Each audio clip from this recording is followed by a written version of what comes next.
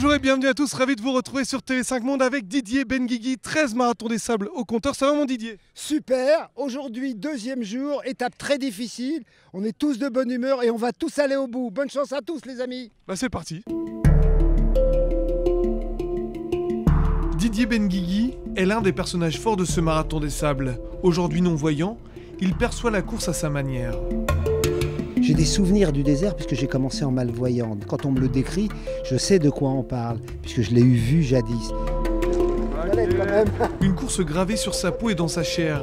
Un marathon des sables qu'il partage quasiment chaque année avec un guide différent. Un lien réel et virtuel qui lie Didier à Gilles, qui l'épaule. À travers le parcours, Didier Benguigui oublie son handicap. Il est un coureur tout simplement.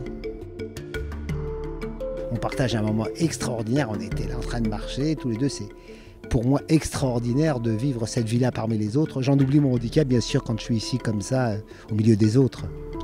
Au-delà de l'handicap, le marathon des sables, l'une des courses les plus difficiles au monde, permet à chacun de se surpasser, de se sentir vivant. Louis de Rungs a connu il y a 3 ans une électrisation de près de 20 000 volts, où il a perdu ses 2 bras. Après 6 semaines de coma, 2 ans d'hospitalisation et une année d'entraînement, il court l'épreuve. Je me suis réveillé paralysé, enfin, j'étais un peu cassé de partout, je suis brûlé aussi, donc avec la chaleur c'est un peu, faut faire attention à la peau. Hein, donc j'ai eu un peu de tout et puis j'ai eu tous les nerfs des jambes brûlés, puis c'est pour ça qu'ils n'étaient pas trop sûrs au niveau de la marche. Plus fort que jamais, Louis de Rungs, soutenu par l'équipe Air France, tout comme le petit Romain victime d'une maladie génétique et transporté dans une joëlette, prouve que dans la vie, la fatalité n'a pas sa place. Les médecins m'avaient un peu annoncé que la marche c'était un peu fini pour moi, donc c'est aussi un petit pied de nez à la vie d'être là. Donc.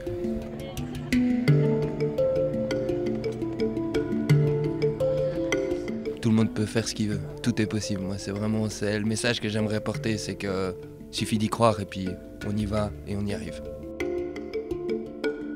Un beau message d'espoir et un brin de soleil pour tous les blessés de la vie.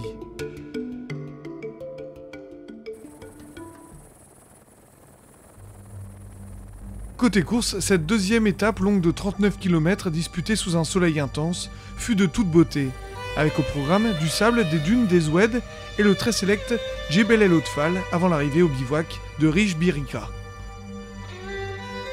Partis sur un rythme élevé, les Marocains font exploser le groupe de tête. Durant un temps décroché, Rachid El Morabiti, quadruple vainqueur de l'épreuve, temporise avant de passer à l'attaque. Au final, il s'impose devant Abdelkader El Mouaziz et son frère Mohamed. J'ai profité du dune et la grosse montagne pour faire la différence. Et je suis très content, j'ai gagné un peu de temps.